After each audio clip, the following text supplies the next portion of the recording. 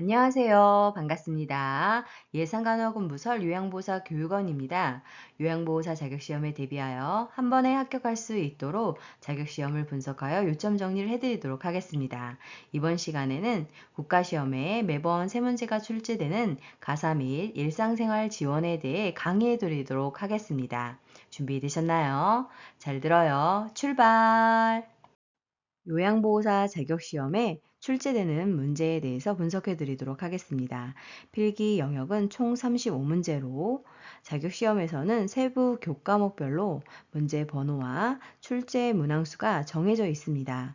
다음과 같이 분석해 놓았으니 문제를 풀어보시고 내가 자주 틀리는 문제 번호와 교과목을 파악하신 후 집중 공부하신다면 요양보호사 자격시험에 합격하실 수 있습니다. 실기 영역은 총 45문제로 세부 교과목별로 문제 번호가 정해져 있습니다. 공부하실 때 내가 자주 틀리는 영역에 대해서 집중 공부해 주세요.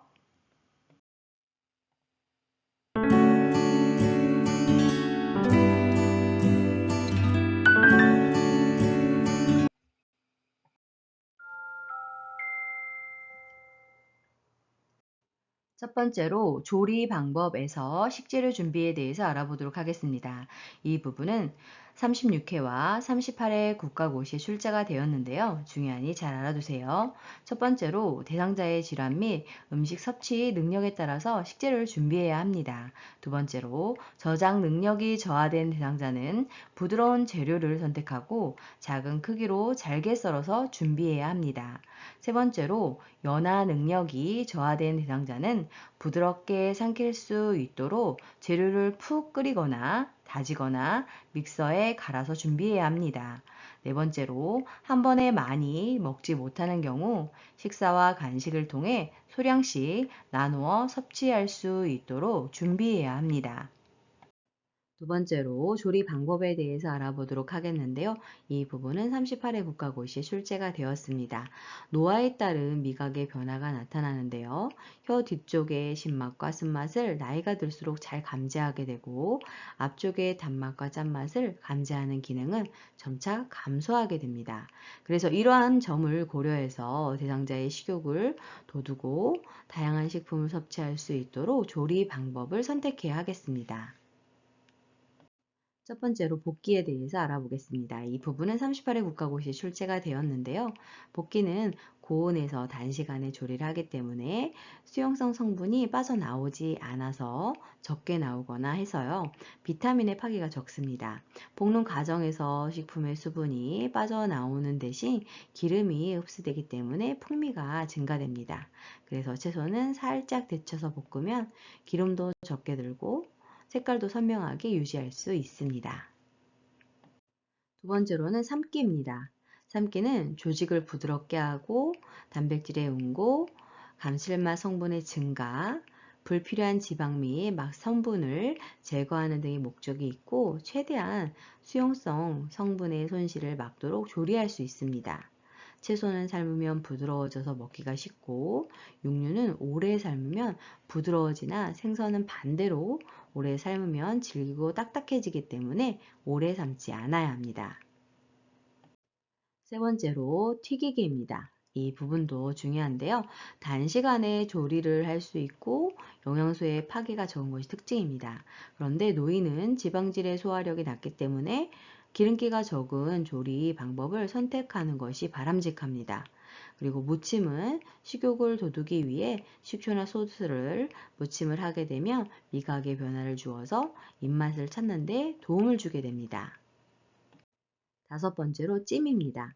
시간이 오래 걸리는 단점은 있지만 수용성 물질이 빠져나오는 것이 끓이기보다 적어서 영양소의 손실이 적고 온도의 분포가 골고루 이루어집니다.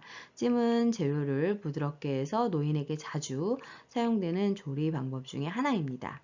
처음에는 센 불로 가열하다가 약한 불로 오래 가열하게 되면 담백하고 부드러운 맛을 느낄 수가 있습니다. 여섯 번째로 굽기인데요.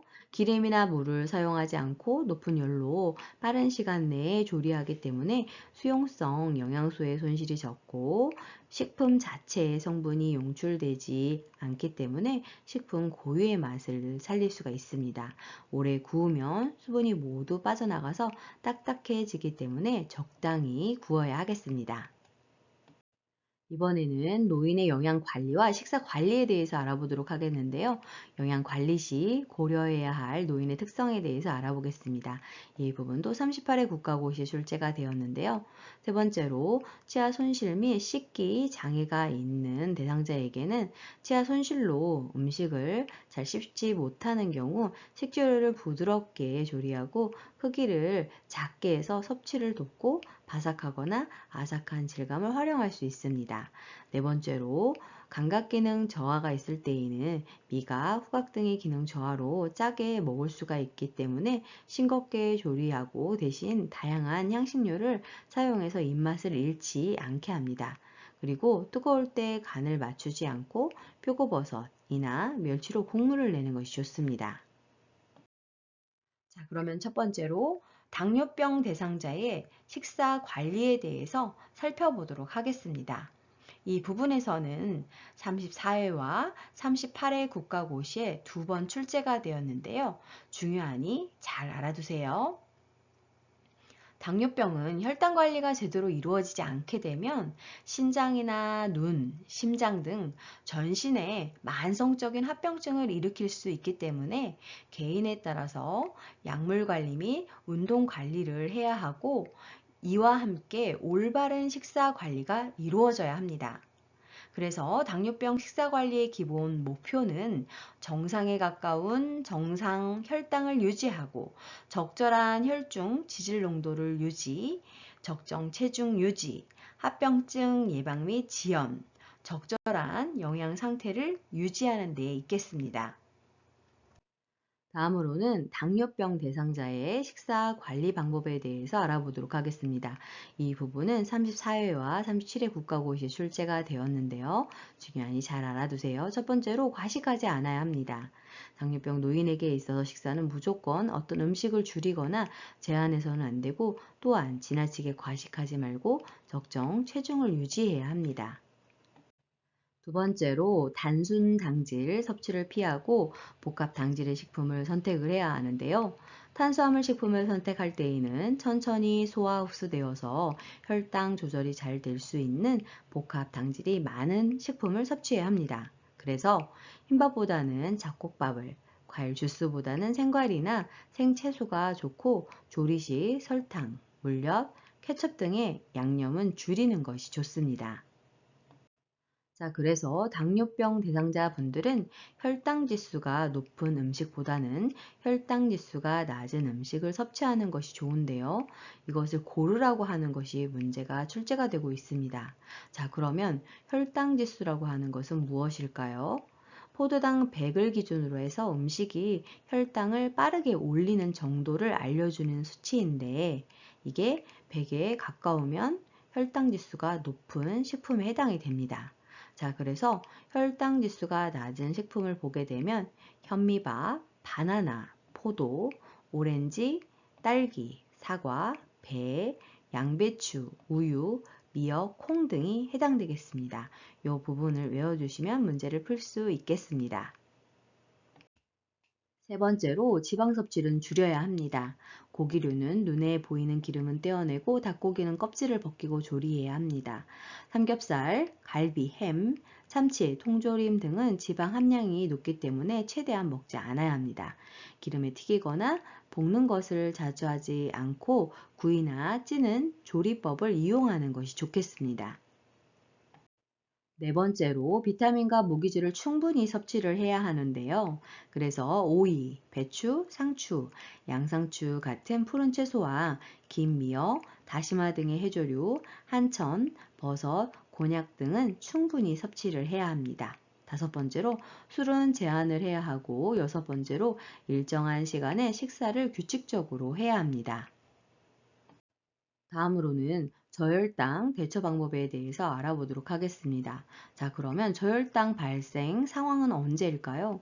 당뇨병 치료 중 제 시간에 식사를 못하였거나 당질이 부족하면 나타날 수 있게 되는데, 나타나는 증상을 살펴보면 힘이 빠지고 어지럽고 식은땀이 나고 심장 박동이 빨라집니다.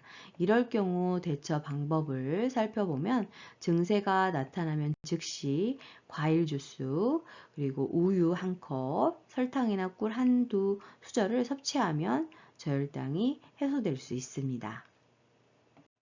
다음으로는 고혈압 대상자의 식사 관리에 대해서 알아보도록 하겠습니다.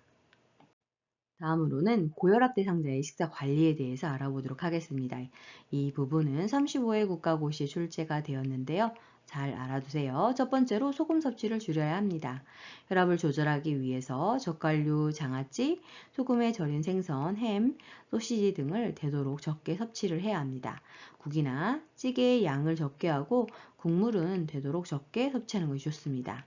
그리고 소금 대신 저염 간장, 식초, 겨자, 레몬, 후추 등을 사용해서 맛을 내야 합니다. 두 번째로 칼륨을 충분히 섭취를 해야 하는데요. 칼륨은 나트륨을 체외로 배설을 해서 혈압을 낮추는 효과가 있기 때문입니다. 국가고시 문제에 칼륨이 많이 들어있는 식품을 골라라, 이렇게 문제가 나왔는데요. 식품들을 보면 통밀, 고구마, 돼지고기, 고등어, 바나나, 오렌지, 사과, 시금치, 버섯, 우유, 땅콩, 호두 등이 해당이 되고, 시험 문제 답은 찐 고구마였습니다. 자, 세 번째로 고혈압 대상자는 동물성 지방 섭취를 줄여야 합니다. 조리 시 눈에 보이는 지방은 제거를 하고 기름 사용량을 가급적 적게 하고 자연식품을 이용하는 것이 좋겠습니다. 네 번째로 가능한 한 복합 당질을 섭취하고 섬유소를 충분히 섭취하고, 다섯 번째로 지나친 단백질 섭취는 피하고 양질의 단백질 섭취를 하며, 여섯 번째로 카페인 함유 음료, 알코올 섭취는 제한하고, 일곱 번째로 적정 체중을 유지해야 합니다. 여덟 번째로 피토케미컬, 식물성 화학 물질이 함유된 채소, 과일 섭취를 증가시켜야 합니다. 국가고시 문제에는 저염 식사를 위한 조리 팁이 출제가 되고 있는데요. 35회에 출제되었습니다.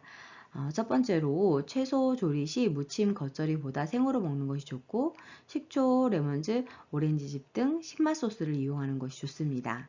생선 조리 시에는 소금을 뿌리지 않고 센 불에서 팬을 달군 후 굽는데, 소금 대신 카레가루를 묻힌다거나 나트륨 줄인 양념, 향미채소를 첨가하여 굽는 것이 방법입니다. 그래서 그때 답이 뭐였냐면 카레가루 묻힌 생선 요리, 이게 답이었던 거죠. 그리고 식탁에 소금, 간장, 젓갈, 장아찌 등을 놓지 않고 국, 찌개 등은 국물은 되도록 적게 먹는 것이 좋습니다.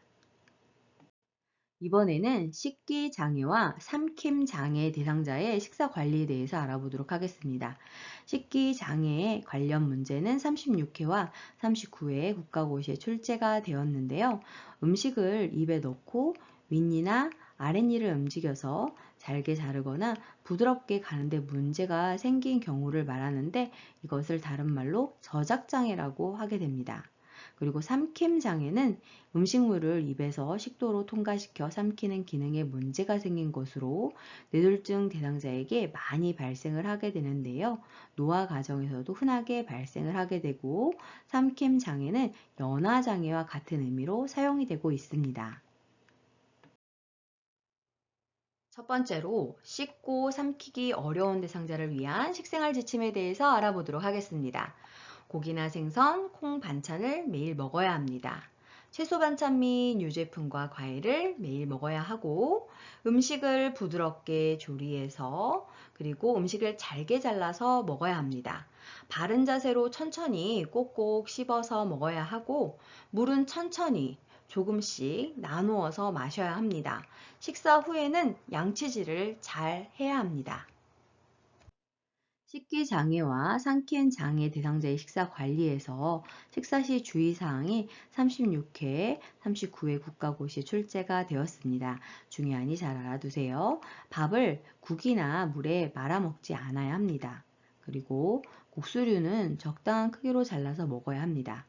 떡류는 잘게 잘라 천천히 먹어야 하고 과일류는 부드러운 과육을 잘라 먹거나 그리고 바른 식사로 앉아서 머리를 정면으로 보고 턱은 몸쪽으로 약간 당기는 것이 식기장애와 삼킴장애에 어려움이 있는 대상자의 식사를 도울 수가 있습니다. 이 내용 중요하니 잘 알아두세요. 그리고 한 번에 조금씩 먹고 여러 번 삼키는 연습을 해야 하고 이때 작은 숟가락을 사용하여 천천히 식사하고 식사 도중에 이야기하지 않아야 합니다. 사용되는 숟가락의 크기가 작은 숟가락이라는 거 기억해 두세요. 그리고 식사 후 바로 눕지 말고 30분 정도 똑바로 앉아 있는 것이 좋습니다. 다음으로는 변비 대상자의 식사 관리에 대해서 알아보도록 하겠습니다. 이 부분은 40회 국가고시에 출제가 되었습니다. 첫 번째로 변비에 도움이 되는 식사 원칙을 살펴보면 식이섬유를 충분히 섭취해야 합니다. 대변 용적을 크게 하고 장의 연동 운동을 촉진해서 배변을 돕기 때문입니다. 그래서 가급적 도전 과정을 적게 거친 통곡류 및 감자류, 생채소 섭취를 증가시켜야 합니다. 그리고 과일 통조림이나 주스 대신 생과일 섭취를 권장하고 있습니다. 또한 해조류, 견과류의 섭취를 증가시켜야 합니다. 뿐만 아니라 식이섬유의 흡수가 잘 되도록 충분한 물 하루에 8잔 이상 마시는 게 좋고 규칙적인 식사와 배변 습관을 갖고 매일 적절한 운동을 하셔야 합니다. 두 번째로 변비 완화에 도움이 되는 식품에는 어떤 것들이 있을까요? 곡류에는 현미, 보리, 고구마, 감자, 통미리, 콩류에는 검정콩, 강낭콩, 된장, 완두콩이, 채소류에는 무청, 양배추, 배추, 상추, 오이, 부추가, 과일류에는 참외, 자두, 무화과, 배, 사과 등이, 해조류에는 미역, 김, 미역줄기, 파래 등이 도움이 되고 견과류에는 호두, 땅콩, 해바라기씨 등이 좋습니다. 다음으로는 칼슘 보충제의 복용과 변비에 대해서 알아보도록 하겠습니다.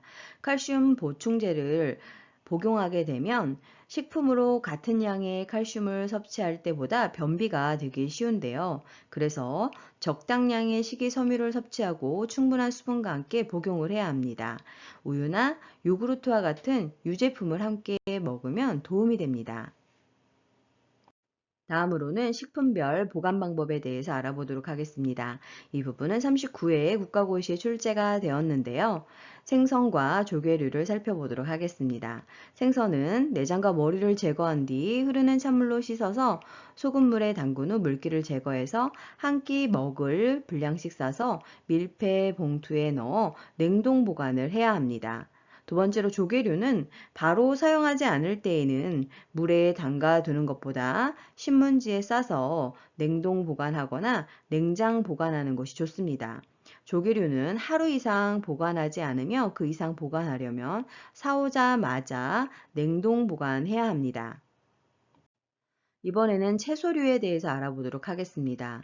첫 번째로 시금치 등 잎 채소는 눕혀놓으면 빨리 시들기 때문에 세워서 보관을 해야 하고 두 번째로 흙이 묻은 채로 보관하려면 물을 뿌린 신문지에 싸두고 씻은 것은 밀폐 봉투에 넣어 채소실에 보관합니다. 세 번째로 감자는 냉장고에 보관하면 색이 검게 변하거나 전분이 변질되어 맛이 떨어지기 때문에 신문지에 하나씩 포장하여 서늘하고 그늘진 곳에 둡니다. 그리고 껍질을 벗긴 감자는 식초물에 담가 냉장실에 보관하면 누렇게 변하지 않습니다. 이번에는 데친 채소에 대해서 알아보겠습니다. 국거리용 우거지나 배추 속대, 사용하고 남은 채소는 적당히 썰어서 데친 뒤 한 번씩 먹을 만큼 밀폐 용기에 담아 냉동 보관을 해야 합니다. 식품의 보관 방법에서 닭고기, 쇠고기, 돼지고기, 생선류, 어패류는 하루 이내에 사용할 경우만 냉장 보관을 하고 그 외에는 모두 냉동 보관을 권장하고 있습니다. 그리고 두부, 달걀, 어묵, 우유 등은 항상 냉장 보관을 해야 합니다. 이 부분이 39회 국가고시에 출제가 되었습니다. 다음으로는 달걀의 보관 방법에 대해서 보도록 하겠는데요. 이 부분은 37회 국가고시에 출제가 되었습니다. 첫 번째로 신선도를 유지하기 위해서 둥근 부분이 위로, 뾰족한 부분이 아래로 향하게 놓아야 합니다. 두 번째로 달걀을 물로 비벼 씻으면 표면에 보호막이 제거되어 오염 물질이 기공을 통해서 내부로 침투되어 변질되기 쉽기 때문에 비비면서 씻지 않아야 합니다. 그리고 달걀 껍데기는 행주로 살살 닦거나 조리 직전 씻어서 사용합니다. 세 번째로 달걀 보관법은 계란은 동그란 부분에 숨구멍이 있어서 이 부분이 위쪽을 향하게 두어야 신선하게 보관할 수 있습니다. 이번에는 안전한 식품 섭취를 위한 5가지 방법 중에서 완전히 익히기에 대해서 알아보도록 하겠습니다. 이 부분은 37회와 39회 국가고시에 출제가 되었습니다. 첫 번째로 식품 특히 육류, 닭이나 오리, 계란, 해산물은 완전히 익혀야 합니다. 두 번째로 죽이나 미음 같은 식품은 반드시 75도씨 이상으로 가열해야 합니다. 그리고 세 번째로 육류나 가금류의 경우에는 육즙이 분홍색을 띠지 않고 맑게 될 때까지 가열합니다. 네 번째로 조리되었던 식품은 완전하게 재가열을 해야 합니다. 네 번째로 안전한 온도에서 보관하기에 대해서 알아보도록 하겠습니다. 이 부분은 39회 국가고시에 출제가 되었는데요. 첫 번째로 조리한 식품을 실온에 2시간 이상 방치하지 않아야 합니다.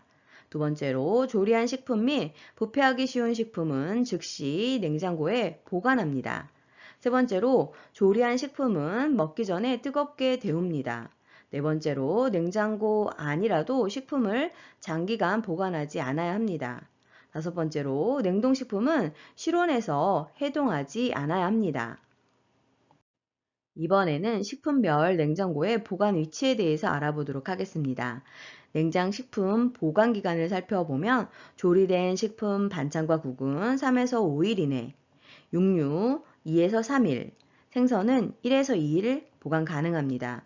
냉동식품 보관 기간을 살펴보면 만두, 떡, 육류, 생선은 6개월 이내 보관이 가능합니다. 그리고 보관 위치를 살펴보면 조리된 음식은 맨 위의 칸에, 육류와 어패류는 중간 칸에 별도 용기에 담아서 보관하면 되겠고요. 채소, 과일류는 맨 아래 칸 야채 칸에 보관을 하면 되겠습니다. 이 보관 기간에 대한 부분이 37회 국가고시에 출제가 되었습니다. 다음으로는 채소, 과일 세척법에 대해서 알아보도록 하겠습니다. 이 부분은 37회 국가고시에 출제가 되었는데요. 물에 약 3분 정도 담가둬야 합니다. 시간이 문제가 나왔습니다. 그리고 흐르는 물에 깨끗이 씻어야 합니다. 다음으로는 식중독 예방 방법에 대해서 알아보도록 하겠습니다. 이 부분은 37회 국가고시에 출제가 되었는데요. 첫 번째로 손 씻기 등 개인 위생을 철저히 관리하고, 두 번째로 조리에 사용된 기구 등은 세척, 소독하여 2차 오염을 방지해야 합니다. 세 번째로 육류의 생식은 자제하고 충분히 가열하고, 네 번째로 생육과 조리된 음식을 구분하여 보관합니다. 다섯 번째로 도마, 칼 등의 조리기구를 구분 사용하여 2차 오염을 방지하고, 여섯 번째로 어패류는 수돗물로 잘 씻습니다. 일곱 번째로 오염된 조리기구는 10분간 세척 소독하여 2차 오염을 방지해야 하고, 여덟 번째로 조리된 음식은 장시간 실온에 방치하지 않아야 합니다.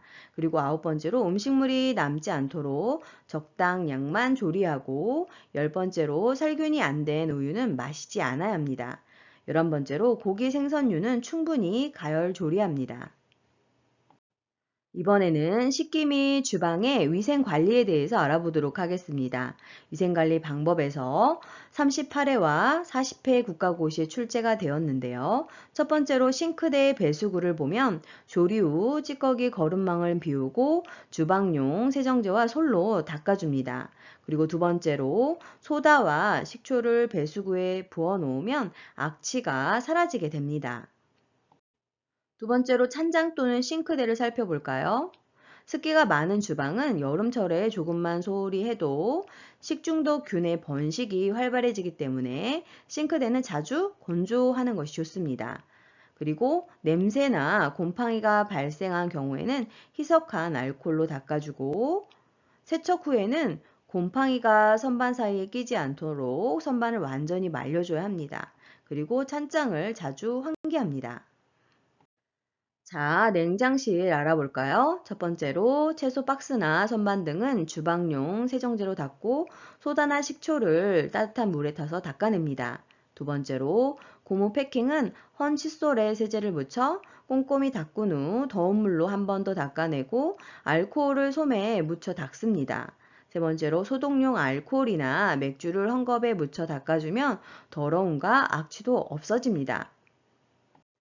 네 번째로 냉장실은 자주 청소하여 항상 청결을 유지하고 다섯 번째로 숯이나 탄 빵 조각, 커피, 녹차 티백을 냉장실에 두면 탈취제 역할을 하게 됩니다.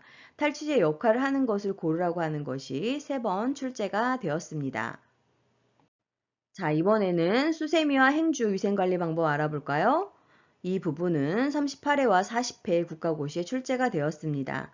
자, 첫 번째로 수세미는 스펀지형보다 그물형이 위생적이고 두 번째로 행주는 자주 삶는 것이 가장 위생적이고 삶을 수 없는 스펀지 등은 소독제를 희석한 물에 담가 두었다가 꼭 짜서 말려 사용합니다. 세 번째로 행주는 젖은 행주와 마른 행주를 구분해서 용도에 맞게 사용하고 사용하지 않을 때에는 바짝 말려둡니다. 자, 그릇 및 조리기구 살펴볼까요? 첫 번째로 씻은 식기는 행주로 닦지 말고 물기가 건조되도록 어긋나게 엎어 놓아야 합니다. 두 번째로 유리 그릇은 뜨거운 상태에서 찬물에 담그면 깨질 위험이 있기 때문에 주의해야 합니다. 자, 이번에는 플라스틱 용기입니다. 첫 번째로 밀폐 용기에서 냄새가 날 경우 사용한 녹차 티백을 두세 개 넣고 뜨거운 물을 부어 하루 정도 두었다가 닦으면 냄새는 물론 끈적거림까지 없어집니다. 두 번째로 기름기가 많은 음식물을 넣었던 용기는 녹차 티백이나 쌀뜨물 물에 담가 두었다가 닦으면 냄새가 없어집니다. 이번에는 설거지하는 방법에 대해서 알아보도록 하겠습니다. 첫 번째로 기름기가 적고 음식물이 덜 묻은 그릇부터 설거지합니다. 두 번째로 기름기가 많은 그릇은 휴지로 기름기를 제거한 후 설거지를 해야 합니다. 세 번째로 유리컵, 수저, 기름기가 적은 밥그릇, 국그릇, 반찬 그릇, 기름들은 프라이팬 등의 순서로 설거지를 해야 합니다. 이번에는 의복 및 침상 청결 관리에 대해서 알아보도록 하겠습니다. 의복 관리의 기본 원칙이 36회 국가고시에 출제가 되었는데요. 단추가 떨어졌거나 옷이 뜯긴 자리가 없는지 점검하고 필요한 경우에는 수선을 해두고 모직물, 견섬유에는 방충제를 넣어야 합니다. 방충제를 넣어야 하는 의복을 고르라고 하는 것이 시험 문제였습니다. 그리고 의복의 선택 및 관리를 살펴보면 가볍고 느슨하며 보온성이 좋아야 하고 입고 벗는 것이 쉬워야 합니다. 다음으로는 침상 청결 관리에 대해서 알아보도록 하겠습니다. 침구의 선택 및 정리 부분이 34회, 37회, 40회 국가고시에 출제가 되었는데요. 첫 번째로 이불은 무겁고 두꺼운 것은 피하고 따뜻하고 가볍고 부드러우며 보습성이 있는 것을 선택해야 합니다. 두 번째로 이불 커버는 감촉이 좋은 면 제품이 좋습니다. 세 번째로 햇볕에 말리면 자외선에 의한 살균 효과가 있고 이불을 걷을 때는 가볍게 두드려 솜을 펴줍니다. 네 번째로 이불을 건조시키면 면이 팽창하여 보온성이 증가합니다. 다섯 번째로 건조 시간은 오전 10시에서 오후 2시가 좋은데요. 양모, 오리털 등의 이불은 그늘에서 말려줘야 합니다. 여섯 번째로 담요나 이불 등은 적어도 한 달에 한 번씩은 세탁, 교체해야 합니다. 자, 이번에는 요 매트리스에 대해서 알아볼까요? 첫 번째로 단단하고 탄력성과 지지력이 뛰어나며 습기를 배출할 수 있는 것이 적합합니다. 두 번째로 너무 푹신하면 자세가 나빠지고 피로해지기 쉽습니다.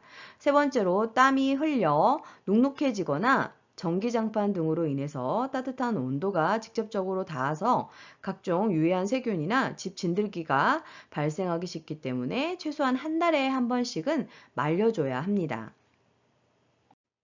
자, 이번에는 린넨류, 시트, 베개 커버 등은 어떨까요? 첫 번째로 시트는 주름이 생기지 않고 한 장으로 요 매트리스를 덮을 수 있는 크기가 적합합니다. 두 번째로 시트의 소재는 튼튼하고 흡습성이 좋은 옅은 색의 면이 좋습니다. 색깔이 문제가 출제가 되었습니다. 세 번째로 시트는 길이, 폭 모두 요 매트리스 밑에 접어 넣을 수 있는 크기를 사용해야 합니다. 네 번째로 소재가 두껍고 풀을 먹이거나 재봉선이 있는 것은 욕창의 원인이 되기 때문에 피해야 하고, 다섯 번째로 와상 대상자는 친구를 반듯하고 팽팽하게 펴주고 3에서 5일에 한 번은 세탁하여 햇볕에 말려줍니다. 여섯 번째로 더러워진 시트는 수시로 교환하고 교환 중에는 먼지가 발생하기 때문에 환기해야 합니다. 자, 이번에는 베개 살펴볼까요? 첫 번째로 습기를 흡수하지 않고 열에 강하며 촉감이 좋은 재질을 사용합니다. 두 번째로 깃털이나 솜처럼 너무 푹신한 베개는 머리와 목이 파묻혀 경추의 곡선을 유지하는 데 도움이 안 됩니다.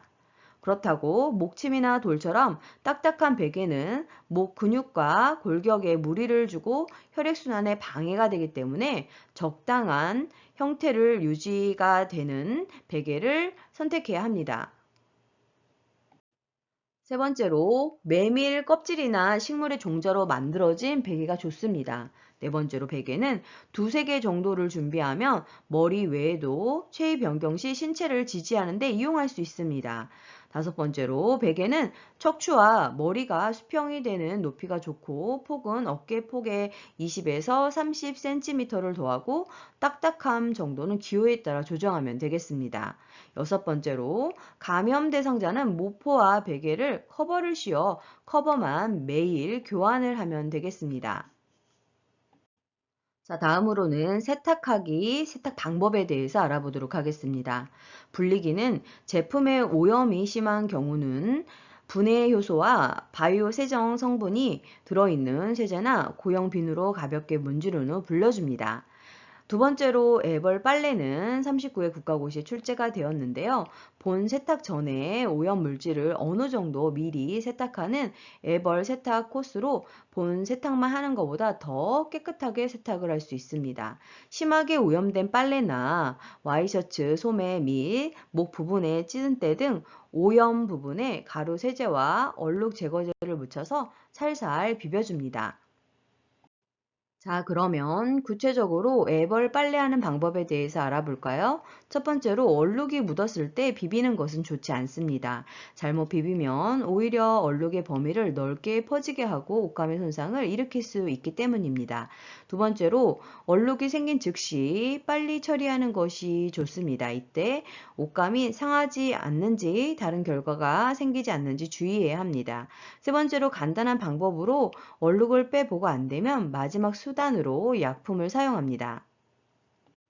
네 번째로 얼룩을 뺄 때는 얼룩 밑에 무명천을 두세 장 깔고 위에서부터 얼룩 제거제를 묻힌 천이나 브러쉬로 두드려 얼룩이 밑에 받친 천에 베어들게 해야 합니다. 다섯 번째로 약재를 사용하여 얼룩을 뺀 후에는 깨끗한 헝겊으로 반복하여 두드립니다. 여섯 번째로 얼룩을 뺀 후에는 얼룩 뺀 부분을 다른 곳과 같게 하기 위해서 얼룩을 뺀 부위에 분무기로 물을 뿌려둡니다. 자, 이번에는 의복과 옷감에 생긴 얼룩을 제거하는 방법에 대해서 알아볼까요? 첫 번째로 커피는 식초와 주방 세제를 1대1 비율로 섞어서 칫솔로 얼룩 부분을 살살 문질러 제거한 후 충분히 헹구거나 탄산수에 10분 정도 담가 둔 후 세탁합니다. 두 번째로 땀은 재빨리 처리하는 것이 좋은데요. 땀이 묻은 부위를 두세 장의 수건 사이에 끼우고 두드려 땀이 수건으로 옮겨가게 한 다음 세제로 세탁합니다. 겨드랑이와 같이 얼룩이 심한 부위는 온수에 과탄산 소다와 주방 세제를 1대1로 넣어 두세 시간 담가둔 후 헹궈줍니다. 세 번째로 립스틱은 클렌징 폼으로 얼룩 부분을 살살 문질러 따뜻한 물로 헹구거나 립스틱 자국 위에 버터를 살짝 묻혀 톡톡 두드린 후 화장솜에 아세톤을 묻혀서 버터와 얼룩을 지운 후 중성 세제로 세탁합니다. 네 번째로 파운데이션은 알코올이 함유된 화장수 또는 스킨을 화장솜에 적셔 얼룩을 톡톡 두드려줍니다. 비눗물로 씻으면 얼룩이 번져서 깨끗하게 지워지지 않기 때문입니다. 다섯 번째로 튀김 기름은 얼룩이 묻은 부위에 주방용 세제를 몇 방울 떨어뜨려 비벼서 제거를 하고 여섯 번째로 혈액이나 체액은 찬물로 먼저 닦고 그 다음 더운 물로 헹궈줘야 합니다. 자, 다음으로는 세탁하기에서 물세탁 기호에 대해서 알아볼까요? 첫 번째 그림은 95도씨 물로 세탁을 하고 세탁기 손세탁 가능합니다. 삶을 수 있고 세제 종류 제한은 없는 것입니다.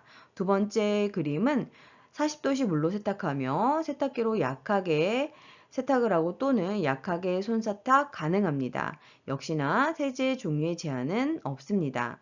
세 번째로 그림을 살펴보시면 30도씨 물로 세탁을 하고 세탁기로 약하게 세탁 또는 약하게 손세탁 가능하고 중성 세제를 사용해야 합니다. 네 번째 그림 살펴보시면 30도씨의 물로 세탁하며 세탁기 사용이 불가합니다. 앞에 그림은 세탁기 표시가 있었는데 지금 네 번째 그림은 바구니에 담겨 있죠. 그래서 세탁기 사용 불가하고 약하게 손세탁 가능하고 중성 세제 사용해야 합니다. 그리고 맨 마지막 그림은 물세탁이 안 된다는 표시입니다. 이번에는 세탁하기에서 삶기 부분에 대해서 알아보도록 하겠습니다. 이 부분은 37회 국가고시에 출제가 되었는데요. 첫 번째로 면직물, 속옷이나 행주, 걸레 등을 삶으면 때도 잘 빠지고 살균 효과가 있습니다. 두 번째로 세탁하고 나서 합성 세제나 비눗물에 세탁물이 반쯤 잠길 정도로 넣고 삶습니다. 세 번째로 삶을 때에는 뚜껑을 덮고 세탁물이 직접 공기층에 노출되지 않게 해야 합니다. 이번에는 탈수하기 알아볼까요? 이 부분은 37회와 39회에 출제가 되었는데요. 탈수 시간은 의류에 따라 조절을 해야 하고 지나친 탈수는 주름이나 의류 손상이 원인이 되기 때문에 소재나 의류에 따라서 탈수 시간을 선택해야 합니다. 표 3-12에 있는 탈수 표시를 살펴보시면 첫 번째 그림은 손으로 약하게 짬, 세탁기에서는 단시간에 짜야 함이라는 표시입니다. 자, 이번에는 헹구기에 대해서 알아볼까요? 첫 번째로 시간과 물을 절약하기 위해서 헹구기 전에 세탁물에 비눗기를 먼저 탈수하는 것이 중요합니다. 이 부분이 37회 국가고시에 출제가 되었습니다. 그런 다음 2, 3회 헹구며 마지막 헹굼에 섬유유연제로 헹구면 감촉이 부드러워집니다. 그리고 냄새가 심한 세탁물은 헹군 다음 봉산수에 담가 두었다가 헹구지 않고 탈수하여 말리면 냄새가 없어집니다. 자, 다음으로는 건조하게 알아볼까요? 탈수가 끝나면 주름을 펴서 형태를 바로잡아 곧바로 말리는 것이 중요합니다. 세탁물 건조 시 품질 표시에 제시된 건조 방법에 따라 말려야 하는데요. 흰색 면직물은 햇볕에 건조하는 것이 살균 효과가 있고 두 번째로 합성 섬유 의류와 색상, 무늬가 있는 의류는 햇볕에 말리면 변색될 수 있기 때문에 그늘에서 말려줘야 합니다. 이 부분이 38회 국가고시에 출제가 되었습니다. 세 번째로 니트류, 스웨터 등은 통기성이 좋은 곳에서 채반등에 펴서 말립니다. 네 번째로 청바지류, 주머니 부분이 잘 마르고 색이 바래지 않게 뒤집어서 말립니다. 이때 지퍼는 열어둬야 합니다. 표 3-13 건조 표시를 살펴보시면 두 번째 그림이 문제로 출제가 되었는데요. 두 번째 그림을 먼저 살펴보면 이 그림은 그늘에서 건조하라는 것이고 옷걸이에 걸어서 건조하라는 표시입니다. 첫 번째 살펴보면 이것은 옷걸이라고 써 있죠. 햇볕에 건조시키되 옷걸이에 걸어서 건조하라는 겁니다. 자, 그리고 세 번째 그림은 햇볕에 건조하는데 뉘어서 건조하라는 표시이고요. 네 번째 그림은 그늘에서 건조하는데 뉘어서 건조하라는 표시입니다. 네 번째로 수분이 필요한 다림질에는 먼저 분무기로 전체적으로 고르게 물을 뿌리고 다섯 번째로 풀 먹인 천이나 스프레이식 풀을 사용하여 다림질할 때에는 천을 깔고 다려야 합니다. 표 3-14에 다림질 표시 기호가 나오고 있는데요. 첫 번째 그림 보시면 이것은 18도씨에서 210도씨로 다려라 라는 표시이고요. 두 번째 그림이 국가고시 출제가 되었는데요. 이것은 원 단위에 천을 덮고 80에서 120도씨로 다림질해라 입니다. 세 번째는 다림질을 할 수 없다라는 거죠. 이번에는 보관하기 방법에 대해서 알아보도록 하겠습니다. 여섯 번째로 모섬유나 견섬유와 같이 흡습성이 큰 천연 섬유에는 높은 온도와 습도에서 해충의 피해를 받기 쉽기 때문에 보관할 때는 방충제를 넣어둬야 합니다. 일곱 번째로 방충제에는 장내, 나프탈렌, 파라디클로로벤젠 등이 있고 종류가 다른 방충제를 함께 넣으면 화학 변화를 일으켜 옷감이 변색, 변질되기 때문에 한 가지씩만 사용해야 합니다. 자, 이번에는 외출 동행 및 일상 업무 대행에 대해서 알아보도록 하겠습니다. 개인 활동 지원 서비스 부분은 32, 34, 35, 36, 37, 38, 39, 40회 국가고시에 출제가 되었는데요. 중요하니 잘 알아두세요. 개인활동 지원 서비스는 외출 동행과 업무 대행으로 나눠지게 되는데요. 외출 동행은 장보기, 병원, 은행 나들이, 물품 구매 등을 목적으로 대상자와 함께 외출하는 것입니다. 업무 대행은 물품 구매, 약타기, 은행, 관공서 가기 등을 대신해 주는 것입니다.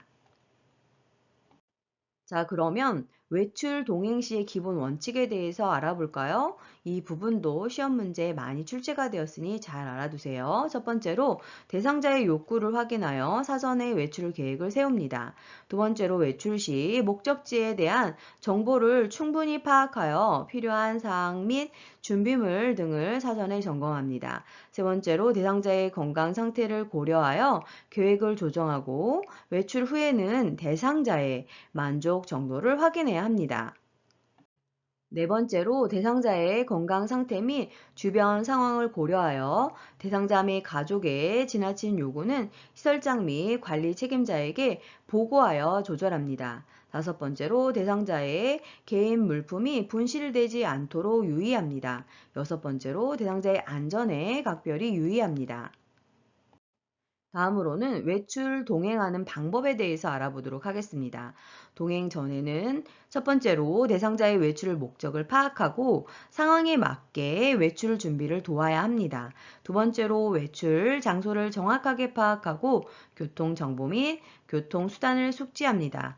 요양보호사의 차량은 이용하지 않습니다. 세 번째로 대상자의 신체 상태를 고려하여 이동 보조기구 및 장비를 점검합니다. 네 번째로 외출에 필요한 준비물과 개인 소지품을 확인하고 다섯 번째로 병원 진료 시 신분증 등을 준비하며 항상 다니는 병원과 대상자의 건강 상태, 복약 상태를 보호자에게 확인합니다. 필요시 기저귀, 여보옷, 약, 물 등을 준비합니다. 자, 다음으로는 동행 중 어떻게 해야 하는지 그 방법을 살펴보도록 하겠습니다. 첫 번째로 외출 목적에 맞게 신속히 활동하고 예측치 못한 외부 요인이 있는 경우에는 대상자 및 가족과 상의하여 상황에 맞게 대처합니다.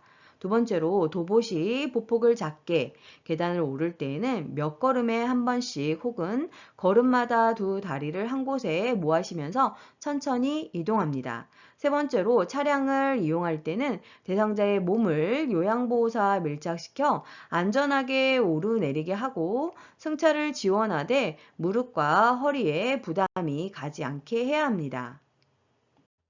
자, 그러면 동행 후에는 어떻게 해야 할까요? 첫 번째로 외출해서 돌아오면 환기하고 얼굴과 손발을 씻게 하며 평상복으로 갈아입고 쉬게 합니다. 두 번째로 외출 시 착용한 소지품 및 의복 등을 제자리에 보관하고 외출 동행이 의도한 대로 만족스러웠는지를 대상자에게 확인합니다. 이번에는 일상 업무 대행에 대해서 알아보도록 하겠습니다. 이 부분도 32회, 33, 36, 39, 40회에 출제가 되었는데요. 중요하니 잘 알아두세요. 대행 전에는 첫 번째로 대상자의 업무 대행 목적을 확인합니다. 두 번째로 요양보호사가 해당 업무를 대행할 수 있는지 먼저 확인하고 업무 대행 전 준비해야 할 정보나 자료, 경비를 점검합니다. 세 번째로 업무 대행과 관련하여 대상자에게 충분한 정보를 제공하고 필요한 사항에 대해서 협조를 구합니다. 자, 그러면 대행 중에는 어떻게 해야 할까요? 첫 번째로 대상자의 업무 대행이 원활하게 이루어지고 있음을 수시로 확인시켜서 신뢰감을 형성합니다. 두 번째로 대상자의 요구가 있을 경우 대상자와 업무 담당자를 연계합니다. 세 번째로 업무 대행 중 요양보호사는 자신의 사적 업무를 병행하지 않습니다. 네 번째로 대상자의 개인 소지품을 분실하지 않게 유의합니다. 다섯 번째로 업무 대행에 관련된 자료를 정확하게 확인합니다. 자, 그러면 대행 후에는 어떻게 처리해야 할까요? 대상자에게 진행 과정 및 처리 결과를 알기 쉽게 전달하고 만족스러운지 확인합니다. 그리고 불만족하여 재요청을 할 때에는 충분히 상의하여 진행합니다. 다음으로는 안전하고 쾌적한 주거환경 관리에 대해서 알아보도록 하겠습니다. 안전한 주거환경 조성 부분에서 32회와 35회 국가고시에 출제가 되었습니다. 첫 번째로 현관을 살펴보면 현관에 계단이나 문턱이 있으면 경사로를 설치하고 휠체어가 쉽게 통과할 수 있게 입구의 폭을 넓힙니다. 두 번째로 조명은 현관 밖과 발 밑을 비출 수 있게 설치하고 세 번째로 현관 바닥은 미끄럽지 않은 소재를 사용해야 합니다. 네 번째로 문고리는 열고 닫기가 용이하도록 막대형으로 설치해야 합니다. 다섯 번째로 현관에서 안전하게 신발을 신고 벗을 수 있도록 의자를 놓아둡니다. 여섯 번째로 복도에는 짐이나 신문 등 장애물을 두지 않고 야간에는 조명을 켜둡니다. 자, 거실을 살펴볼까요? 첫 번째로 출입구의 문턱은 없애야 합니다. 두 번째로 햇빛이 잘 들고 가족들의 모습과 목소리를 들을 수 있는 것이 좋습니다. 세 번째로 거실의 넓이는 휠체어, 보행기, 지팡이 등 이동에 불편함이 없도록 확보합니다. 네 번째로 전기 코드 등은 벽 쪽으로 고정시켜서 통행에 불편하지 않게 해야 하고 다섯 번째로 거실 바닥은 평평하게 하고 가능한 한 물건을 두지 않습니다. 여섯 번째로 비상시를 대비하여 응급 호출기와 화재 경보기 등을 설치합니다. 자, 그러면 대상자의 방은 어떻게 조성하는 것이 좋을까요? 첫 번째로 습기가 차지 않고 공기가 깨끗하며 조용하고 햇빛이 잘 비치는 남향 또는 남동향이 좋습니다. 두 번째로 화장실이나 욕실은 가깝게 하고 출입구의 문턱을 없앱니다. 세 번째로 대상자가 자주 쓰는 물품, 요양 보호에 필요한 물품은 항상 손이 닿는 위치에 둡니다. 네 번째로 그림이나 사진이 떨어져 다치는 일이 없도록 안전하게 걸어둡니다. 다섯 번째로 가구를 진열할 때에는 모서리에 부딪힐 염려가 없도록 배치하고 필요하면 모서리에 덧대기를 합니다. 여섯 번째로 햇빛을 차단하지 않도록 창가에 물건을 두지 않고 커튼은 얇은 것과 두꺼운 것을 병용하여 온도와 채광, 소음 등을 조절합니다. 일곱 번째로 인터폰, 전화, 비상벨 등을 설치하여 사고나 재해 시 호출이 용이하도록 합니다. 자, 그러면 부엌과 식당은 어떻게 조성해야 할까요? 첫 번째로 출입구의 문턱은 없애고 미끄럽지 않은 바닥 소재를 사용합니다. 두 번째로 싱크대 및 가스레인지는 대상자의 손이 닿는 높이로 조정을 하고 일상생활에 자주 사용하는 물건은 손이 쉽게 닿는 곳에 정돈합니다. 세 번째로 화상 및 화재에 주의하고 깨지지 않는 그릇, 손잡이가 있는 그릇 등을 사용합니다. 네 번째로 식탁은 휠체어에 앉아서도 이용할 수 있는 것으로 하고 높이는 대상자의 앉은 키와 휠체어의 높이를 고려합니다. 다섯 번째로 식탁보는 빨기 쉽고 더러움이 눈에 띄는 밝은 색으로 하며 발에 밟히지 않는 길이로 조절합니다. 자, 그러면 바람직한 식탁의 높이는 어떤 것일까요? 식사하기 편하도록 다리 간격이 넓은 것을 선택하고 높이는 앉아서 다리를 충분히 움직일 수 있는 공간이 확보될 수 있는 정도가 좋습니다. 자, 그러면 화장실과 욕실 환경을 살펴볼까요? 첫 번째로 출입문의 문턱을 없애고 넘어질 경우에 대비해서 문은 깨지지 않는 재질로 합니다. 두 번째로 안전 손잡이는 대상자가 쓰기 편한 쪽이나 마비가 없는 쪽, 양변기 옆과 세면대 옆 등에 설치합니다. 세 번째로 휠체어를 사용하는 대상자의 경우 휠체어가 충분히 들어갈 수 있게 출입문을 넓힙니다. 네 번째로 마비가 있는 대상자를 위해 미끄러지지 않는 바닥 소재를 사용하고 미끄럼 방지 매트를 깔아줍니다. 다섯 번째로 높이가 낮은 욕조가 사용하기 편하며 욕조 바닥에 미끄럼 방지 매트를 깔면 낙상을 예방할 수 있습니다. 여섯 번째로 냉 온수를 사용할 수 있어야 하고 습기가 많은 장소이기 때문에 사용하지 않는 낮에는 환기해야 합니다. 일곱 번째로 화장실 및 욕실 사용 후에는 바닥에 물기를 닦아서 나중에 사용할 때나 다른 사람이 사용할 때 넘어지지 않게 해야 합니다. 자, 이번에는 계단의 환경 볼까요? 첫 번째로 계단의 가장자리는 미끄러지지 않게 고무 등으로 대고 계단과 복도에는 안전 손잡이를 설치해야 합니다. 두 번째로 안전 손잡이 사이에 의복이 끼거나 걸리지 않게 해야 합니다. 세 번째로 일직선의 계단은 오르고 내리는 데 부담이 크기 때문에 한번 쉴 수 있는 장소가 있으면 좋습니다. 네 번째로 계단을 내려갈 때 그림자가 생기지 않게 발 밑에 조명을 설치합니다. 다음으로는 쾌적한 주거 환경 조성에 대해서 알아보도록 하겠습니다. 이 부분은 32회, 36회, 38회 국가고시에 출제가 되었는데요. 첫 번째로 환기 살펴보겠습니다. 대상자가 사용하는 방은 대상자의 건강 상태에 따라서 창문이나 문을 열어서 공기를 자주 환기시켜 심신을 상쾌하게 해줘야 하는데요. 두 번째로 환기는 하루에 두세 시간 간격으로 3번, 최소한 10분에서 30분 창문을 열어서 환기합니다. 세 번째로 환기를 할 때에는 바람이 대상자에게 직접 닿지 않도록 주의해야 합니다. 네 번째로 환기를 위해서 창문이나 문을 열어놓고 잊어버리지 않도록 하며 환기 전에 대상자의 건강 상태, 계절, 날씨 등을 반드시 확인해야 합니다. 자, 이번에는 실내 온도 알아볼까요? 여름에는 22에서 25도씨, 겨울에는 18에서 22도씨가 쾌적한 온도이지만 개인차가 있기 때문에 대상자의 상태에 맞게 조절해주면 되겠습니다. 두 번째로 실내 온도를 적정 수준으로 유지해서 바깥과의 온도차가 크지 않게 하고 대상자의 땀 배출 여부와 손발의 온도를 확인해서 의복과 실내 온도를 병행하여 조절합니다. 국소 난방보다는 전체 난방이 바람직하고 화장실이나 기타 휴식 공간의 냉난방도 고려해야 합니다. 네 번째로 목욕 전후에는 외풍이 없게 해야 하고 실내 기온을 따뜻하게 유지해야 합니다. 다섯 번째로 겨울에는 실내 난방이 필요하며 실내 온도를 유지하기 위해서 보조 난방기구를 갖추면 좋겠습니다. 자, 다음으로는 실내 습도에 대해서 알아볼까요? 습도는 40에서 60%가 적합합니다. 습도가 너무 낮으면 호흡기 점막과 피부를 건조시키고 땀 증발을 가속시켜서 오한이 생기고 습도가 너무 높으면 불쾌감을 느끼게 됩니다.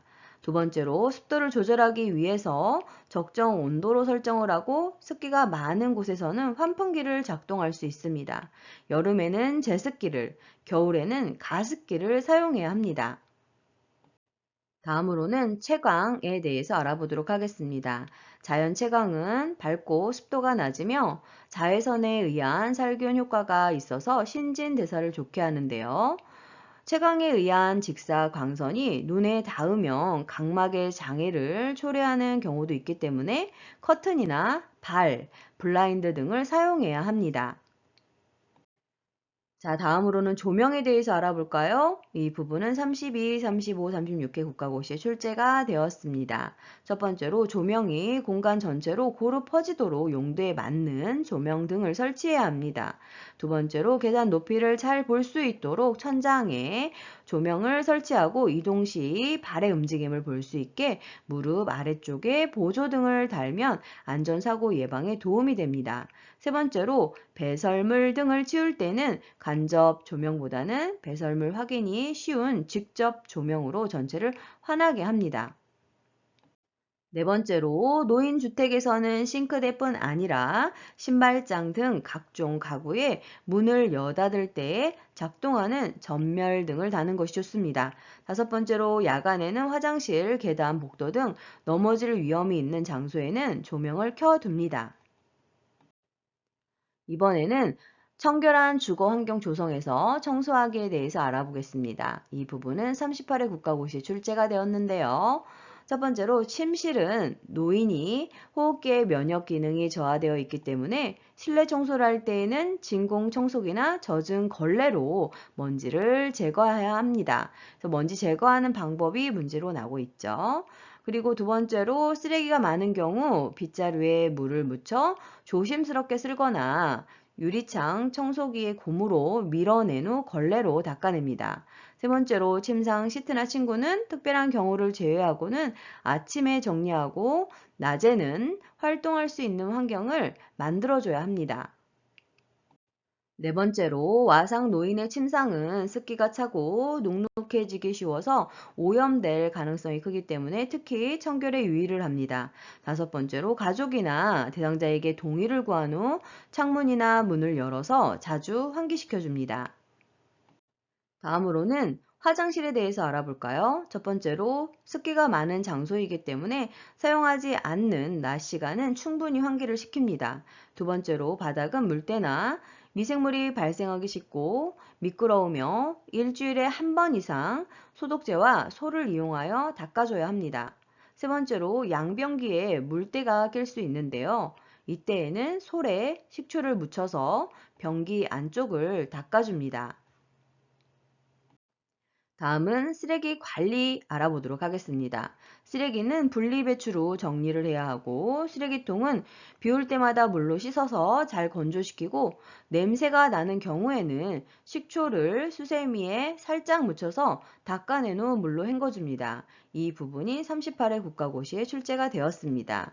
세 번째로 음식물 쓰레기는 발생한 당일에 치웁니다. 수고 많으셨습니다. 좋아요와 구독 꾹 알람 설정 눌러주시면 새로운 강의 동영상을 만나보실 수 있습니다. 감사합니다.